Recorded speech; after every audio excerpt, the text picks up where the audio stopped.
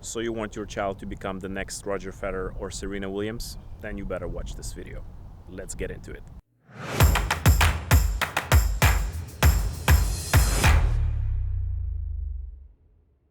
In this video, we're going to talk about how to introduce your child to tennis properly.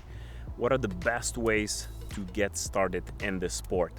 And I'll share with you 5 things to make sure that your child is going to be ahead of the game. So before we get into the video, I want to answer probably the most frequent question is, when should my child start playing tennis? And the answer is, it always depends. But if I have to put a number on it, I would say typically the best age to start is between 4 and 7 years old, depending on your child's physical development, basic motoric skills, and just desire to play tennis, because maybe your child will not like it at 4 but will gravitate towards it more at 6. So it really depends, but if again we have to put a number on it, I would say between 4 and 7. Now, the first thing that I want to mention is that you have to make sure that your child starts with the right tennis ball. Now, what I mean by that is that there are 3 balls that the kids normally would start with. They can start either with red, orange, or green dot ball. It was designed by basically French Tennis Federation to make sure that tennis is more accessible and kids are improving faster, enjoying the game more, and staying in the sport as a result longer. Anyway, so it's very important that your child starts with the right ball for those reasons, to make sure that they're developing faster, they're learning the game faster, they're becoming better faster, and as a result they're motivated to come back on court and get better at tennis. Also, if your kid will start in the wrong ball, or if you're progressing too fast, your child may develop some bad technique and also injuries as well, which is something we don't want anybody to have. Moving on to the rackets. So number one thing you want to do is to make sure that you choose the right racket for your child. Now, obviously they all come in different size, different shapes, different weight. So how do you make sure that you choose the right racket? Let's talk about it. So the way you find out is pretty straightforward. As you can see from this picture, you have to ask your child to hold the racket with the pinky at the bottom and have their hands straight, pointing down. And from the picture on the left, you can see the racket is a bit too long because the racket is touching the ground. In the picture on the right, you can see the racket is a bit too short because there is so much space between the ground and the racket itself. And the picture in the middle that's what you want to aim for, because it just touches the ground, or there should be very minimal space between the ground and the racket. And that's how you know that's a perfect size racket for your child. So the second most important thing is that your child learns from a good coach. And what I mean by that the coach teaches your child good fundamentals, as well as the coach is enthusiastic and is passionate about the game.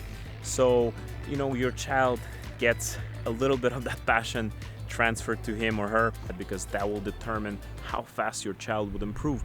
The faster your child improves, the more chances that they want to get back on court and play more and improve even more with that. So that's why it's so important. Now, the third most important thing is that you want to make sure that your child plays in groups. It's very important that kids play together, and in this activity they share the love for the game, they learn faster, and it's just straight up more fun. And there's no more important thing than just having fun at this point, but we'll get to that in the end of the video. Now, the next thing you guys have to understand that your child has to be doing other sports in addition to tennis for another few years after they start, because tennis is a multi-skill sport that requires you to have different skills that you can learn by doing other sports like gymnastics, like skiing, like soccer. By doing other sports, your child will borrow skills that they learned doing that particular sport and bring that back to tennis, so that tennis becomes easier and makes them progress faster. There is so many literature supporting this, and all coaches, knowledgeable coaches, will tell you that this is the way to go. Like, once you start tennis, you want to complement your child's tennis lessons with other activities and other sports, because that will make them better tennis player in the future.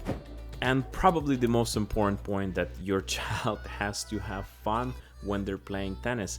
Otherwise, they're not going to be wanting to come back and do this activity again. It's very simple. Like, kids want to have fun. So as adults, as coaches, it's so critical that we have kids smiling on the court. We want to make sure that they're enjoying the activity, enjoying playing tennis.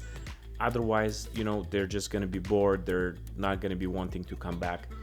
We really want to make sure they're enjoying what they're doing and they fall in love, because they have a good time, they want to come back, and as they have fun, they will learn better. The information that we tell them as coaches will stick with them longer, and it will make the process overall more productive. So that's why it's so important. I cannot stress this enough.